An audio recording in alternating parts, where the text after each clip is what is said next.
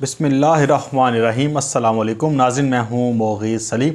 नाज़रीन, इमरान खान साहब के कहने के बाद CCPO लाहौर ने अपना डंडा जो है वो उठा लिया है और पहला एक्शन जो है PDM के ख़िलाफ़ वो हमें लाहौर में नज़र आया है, उसके ऊपर बात करेंगे।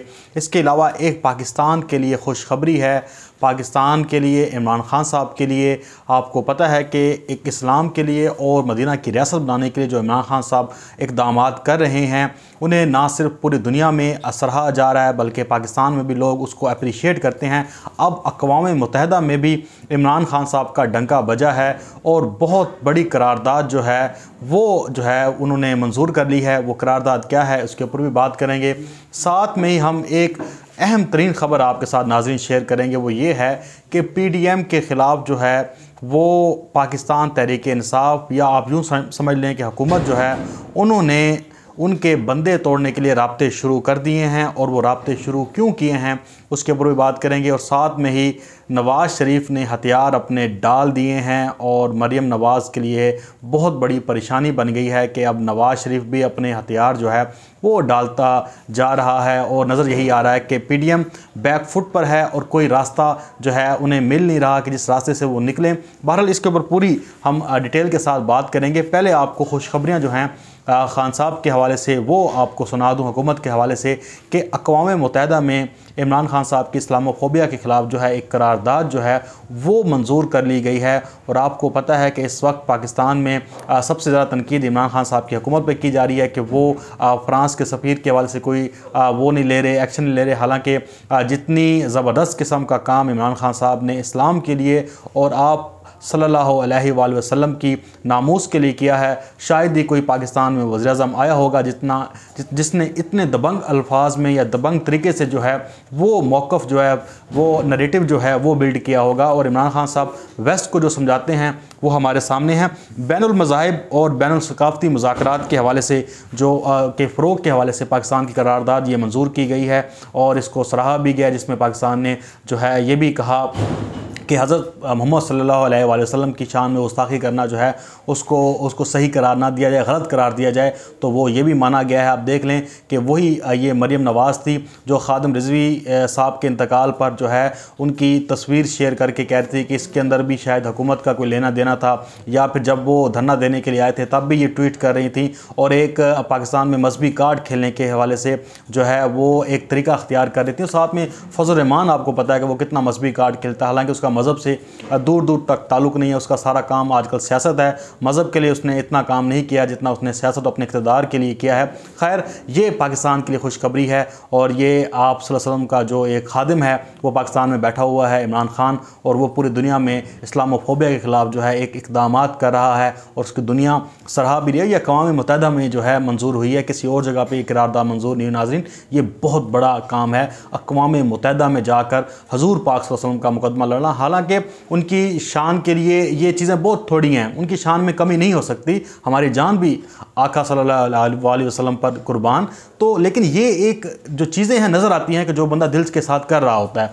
अब मैं आगे चलता हूँ और खुशखबरी आपको देता हूँ कि पाकिस्तान में जो इमरान खान साहब ने कंस्ट्रक्शन पैकेज जो मुतारफ़ कराया था उसमें बिल्डर्स बहुत ज़्यादा जो है वो उसमें उसको अहमियत दे रहे हैं, उसमें इंटरेस्ट ले रहे हैं। और FBR ने रिपोर्ट जारी की है और बताया है कि 157 अरब के जो मंसूबे हैं वो रजिस्टर्ड हो गए हैं और जो 350 के करीब जो है बिल्डर्स हैं और ये 400 के लगभग ये मंसूबे हैं जो उसमें आए हैं। और इमरान खान साहब ने कंस्ट्रक्शन पैकेज में, आपको पता है कि बहुत सारी मराद दी थी उनको, जो बिल्डर्स हैं, जो ये कंस्ट्रक्शन का काम करते हैं लोग, तो इसमें भी बड़ा एक फ़ायदा है पाकिस्तान का। और पाकिस्तान में आपको पता है कि वैसे ही सीमेंट की फ़रोख्त जो है उसमें इजाफा हो चुका है। ये खुशखबरियाँ हैं। ये खुशखबरियाँ आपको जो है प्रोग्रामों में नज़र नहीं आएंगी क्योंकि उनको मनफी खबरें चाहिए होती हैं, लेकिन ये पॉजिटिव पाकिस्तान है।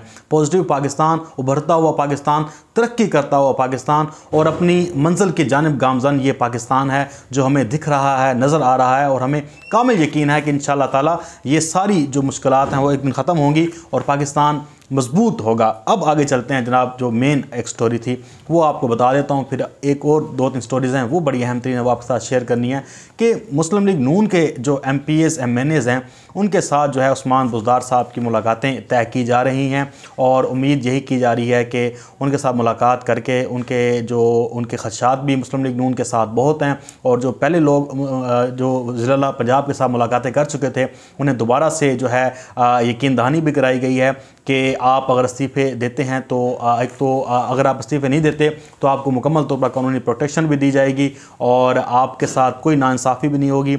जो आपके इलाके के जो मुस्लिम लीग नून में आप होने की वजह से जो आपको चीज़ें नहीं मिल रही, वो जब आप इस्तीफ़े नहीं देंगे तो तब आपको वो मरात भी मिलेंगी, वो आपको पैकेजेस भी मिलेंगे, वो आपको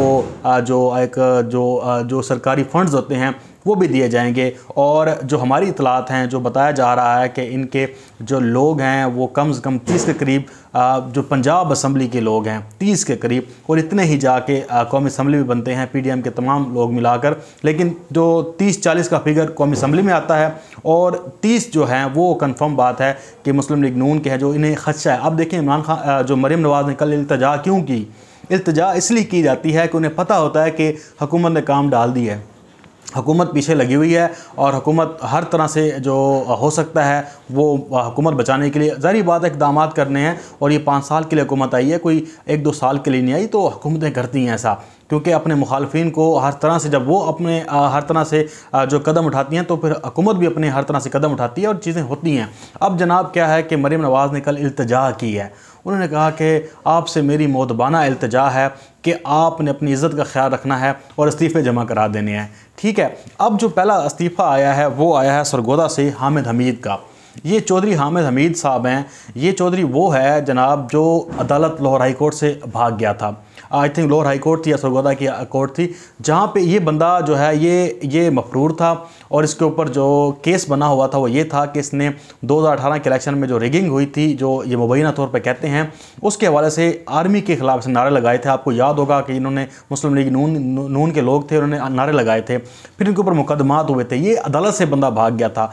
फिर ये 11 मई थी मेरे ख़्याल से या 11 मई था 2016 में, असासे छुपाने के इल्ज़ाम में ये बंदा जो है इलेक्शन ट्रिब्यूनल से नाअहल हो गया था, इसकी सीट ख़त्म हो गई थी, लेकिन सुप्रीम कोर्ट में गया और फिर वहाँ से ये बच कर आया। ये इसके अलावा इनके ऊपर और मुकदमात बने हुए हैं, करप्शन के चार्जेस हैं। जो सरगोदा का सिटी सदर है वो इसका फ्रंट मैन है और एक नैब सदर है, उसकी गिरफ्तारी पर यह मजम्मत करता हुआ नज़र आता था। तो ये जो करप्ट माफिया है, करप्ट लोग हैं, उन्हें पता है कि हमारी सीटें बचने नहीं है, ना ही हमने बचना है, इसलिए जो है वो शापर डबल पहले ही करा लें कि सबसे पहले जी मैंने कुर्बानी दी थी। तो ये शापर डबल कराते कराते इसने अपना शापर ही फाड़ दिया है और ये नवाज शरीफ के आगे जो है, आपको पता है कि शापर डबल कराने से आपको मालूम है कि आप किसी की टीसी करते हैं। तो बहरहाल ये बंदा जो है, ये इसका किरदार ये है कि ये बंदा अदालतों से भागा हुआ था, जिसकी ज़मानत कैंसिल हुई थी, ये फ़ौरन भाग गया था। अब इसने इस्तीफ़ा दे दिया, लेकिन साथ में जो नवाज शरीफ ने जो हथियार डाले हैं वो कल की तकरीर बड़ी अहम है नाज़रीन। उसमें हुआ यह है कि आपको देखा होगा कि नवाज शरीफ मुसलसल फैज़ हमीद साहब का, DGI और army chief general Qamar Javed Bajwa साहब का नाम लेते आए हैं, लेकिन कल के जलसे में सिर्फ वो ऊपर ऊपर जैसे कहते हैं ना कि बस गोंगलों से मिट्टी उतारना, अपने लोगों को खुश करने के लिए, एक पीछे थोड़ा सा मामला जो है वो हीट अप करने के लिए उसने तनकीद तो आर्मी पे कर दी और एस्टेब्लिशमेंट पे कर दी, लेकिन बराह रास्त अब नाम लेने से कतरा रहे हैं। और ये वही मामला है जो जरदारी और बिलावल समझा रहे थे इनको कि भाई डायरेक्ट नाम ना लो, मारे जाओगे, तुम्हारे अंदर इतनी तप्पड़ नहीं है, इतनी तुम्हारी औकात नहीं है, तुम पाकिस्तान के इदारों पे डायरेक्ट हमले कर रहे हो। एक तो तुम बाहर बैठे हो, बाकी हमारे लिए मसला बन रहा है, हमारे लिए सियासत नहीं होनी। और मुस्लिम लीग नून के जो लोग हैं वो भी इसी चीज़ से परेशान थे कि भाई डायरेक्ट आर्मी का नाम तो ना लो, तुमने सारी ज़िंदगी उनके साथ खेल कर जो है इक़्तिदार किया है, हम भी इक़्तिदार में मज़े में इसीलिए आए कि हम उनकी रहम करम पर थे, अब तुम उनको बदनाम करने के लिए चले हो, तो वो नाम नहीं लिया। अब जो मरियम ने कहा है कि आर या पार हो जाएगा मामला और हम बहुत बड़ा फ़ैसला करने वाले हैं, तारीख़ी खिताब होगा नवाज शरीफ का और ये आइंदा की सिमत तयन करेगा, ये एक जो मामला है उसे गर्म करने वाली बात है कि लोगों को मोबिलाइज़ करें, टीवी पे मंजन चला जाए, मामला हीटअप रहे और ताकि लोग चार्ज रहें, लोग इंतज़ार करें 8 दिसंबर आ रहा है, बहुत बड़े फैसले होने वाले हैं, 13 दिसंबर को कोई बहुत बड़ी रानी तोप चल जाएगी। ऐसा बिल्कुल नहीं है। सिर्फ ये लोगों को एक बेवकूफ़ बनाने के लिए इस तरह की ये चीज़ें की जाती हैं, ताकि क्योंकि अब हामिद मीर खुद इस चीज़ का एतराफ़ कर चुका है। वो हम न्यूज़ के प्रोग्राम में बैठे होते, वो खुद कहता है कि मरीम को इस इस्तीफ़ों के मामले की बात करनी नहीं चाहिए थी। जब आपका इत्तेफाक ही नहीं है तो आप ये मामला बाद में लेकर आते, लेकिन आपने शुरू हो गए हैं, आप पहले जो है इस्तीफ़ों के मामले पे बात शुरू कर दी है। बहरहाल ये जो चीज़ें हैं वो सामने आती हुई नज़र आ रही हैं। अब आपको एक और जो ख़बर थी वो ये थी कि जो पाकिस्तान में सियासी और मजहबी जमातों के अस्करी गिरोह हैं, यानी कि अंसारुल इस्लाम के ऊपर जो है वो हुकूमत ने जो है वो लंका डाल दी है और जो कहते हैं ना कि वक्त आने से पहले ही अपना फैसला सुना दिया है। तो हुकूमत ने कहा है कि इनके ऊपर पाबंदी लगनी चाहिए और इनको एक्टिविटीज़ की इजाज़त नहीं देनी चाहिए, क्योंकि ये मिलिटेंट विंग हैं और FATF में हमारा एक मुकदमा चल रहा है और हम उसको जो है नहीं भूल सकते। इस वक्त जो हालात हैं FATF के हवाले से मुख्तलिफ हैं, तो अब इनके ऊपर जो अगर ये एक्टिविटीज़ करते हैं तो FATF ज़ाहिर बात है कि इनके ऊपर सवाल उठाएगा, तो अंसारुल इस्लाम को पाबंदी लग सकती है। और ये जो डंडा बरदार फोर्स है, आपको पता है कि जो ये फजल रहमान को इन्होंने जो है गार्ड ऑफ ऑनर भी पेश किया था, तो इसके ऊपर वज़ारत दाखिला ने बड़ा अहम तरीन सवाल उठाया और सूबाई हुकूमतों को कहा है कि आप इनके खिलाफ कार्रवाई करें और हम आपके पीछे खड़े हैं। ठीक है, जब इस्लामाबाद पहुंचेंगे तो ज़ाहिर बात है फिर और होगा, लेकिन अब इनके खिलाफ जो फैसला कुन कार्रवाई है वो शुरू हो चुकी है, आपके सामने है। अब एक जो CCP पे लाहौर जो नज़र आ रहे हैं, हमें इमरान खान साहब ने एक एक्शन लिया था, कहा था कि मैं मुकदमा दर्ज कराऊँगा साउंड सिस्टम वालों के ख़िलाफ़ और ये जो इंतज़ामिया है, तो CCP लाहौर जो हैं वो इस सारे मामले को देख रहे हैं। और हमें नज़र आया है इसमें कि जो कल सोशल मीडिया का जो इनका इवेंट हुआ है मुस्लिम लीग नून का, 500 बंदों के ख़िलाफ़ जो है वो मुकदमा दर्ज हो चुका है। पहला हतमी नतीजा आ गया है मुकदमा दर्ज होने का, गिरफ्तारियां होंगी, लेकिन उसमें लाहौर हाई कोर्ट जो है सबसे बड़ी रुकावट है। अगर अदालत कहती है गिरफ्तारियां ना करें तो फिर हुकूमत के लिए मसला बन जाएगा। लेकिन आपको पता है कि लाहौर हाई कोर्ट किस वजह से मशहूर है, उनकी मिसालें हमारे सामने हैं माजी की। तो 500 बंदे हैं, उसमें अयाज सादिक का भी नाम शामिल है, उसके बाद साद रफ़ीक का भी है और 3-4 बंदे अता तारुर है और बहुत सारे हैं, लेकिन 500 बंदे जो हैं उनके खिलाफ मुकदमात जो हैं वो दर्ज हो चुके हैं, उसमें साउंड सिस्टम वाले भी शामिल हैं। तो इमरान खान साहब ने जो कहा था वही अब लाहौर में हो रहा है। नज़र भी आ रहा है कि इनके साथ हुकूमत करने क्या वाली है और जो जितनी जल्दी ये जो है या तो पीछे हट जाएं, अगर पीछे नहीं हटेंगे तो मुकदमात तो ज़ाहिर बात है दर्ज होंगे। और ये इन मुकदमात को लोग मामूली लेते हैं कि ये मुकदमात हैं तो आम बात है ये, लेकिन नहीं, ये एक तारीख का हिस्सा भी होता है और ये हर वक्त इस्तेमाल के काबिल भी होता है। आप किसी भी वक्त इसे इस्तेमाल कर सकते हैं, गिरफ्तारी डाल सकते हैं।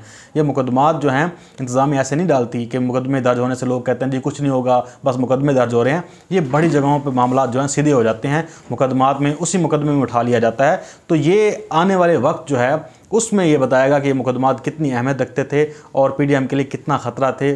और अब जो है कार्रवाइयाँ शुरू हो गई हैं इधर से हुकूमत की तरफ से भी, उधर आपको पता है कि PDM जो है वो अपनी रैलियाँ निकाल रही है, वो लोगों को चार्ज कर रही है, लेकिन हर कोई अपने अपने घर में रैलियाँ निकाल रहा है। कोई नज़र नहीं आ रहा कि कोई यूनिटी हो, कोई बड़ा गैदरिंग इकट्ठी कर सकें। बस ये है कि एक लाहौर में मूवमेंट बनाई हुई है ताकि लोग चार्ज रहें, लोगों को ये बावर कराया जाए कि आपने 13 दिसंबर के जलसे में आना है, क्योंकि इनके लिए जलसा गाह भरना जो है वो मुश्किल हो चुका है, बहुत बड़ा चैलेंज बन चुका है कि ये बंदे कहाँ से आएंगे। और अब सुनने में यही आ रहा है कि पूरे पाकिस्तान से जो है वो बंदे लाए जाएंगे, लाहौर से बंदे इनके काबू नहीं आ रहे, ना ही अपर पंजाब से और ना ही सेंट्रल पंजाब से। अब इन्होंने कहा कि पूरे पाकिस्तान से सिंध तक से काफ़िले आएंगे जनाब, सिंध तक से उधर बलूचिस्तान तक से जो है काफ़िले लेकर लोग आएंगे लाहौर में सिर्फ जलसा करने के लिए। अंदाज़ा लगा लें 11 जमातें हैं और पूरे पाकिस्तान से बंदे लेकर आ रही हैं। अगर यहाँ पे आपको पता है कि इमरान खान साहब अगर लाहौर में जलसा कर दें तो इनको लग पड़ जाएगा कि कितनी बड़ी तादाद है। बहरहाल ये सारे मामलात हैं, नज़र आ रहे हैं, जो अपडेट्स हैं वो मैंने आप तक पहुँचाई हैं। मुझे दें इजाज़त, अपना बहुत सारा ख्याल रखिएगा। अल्लाह हाफ़िज़। पाकिस्तान जिंदाबाद।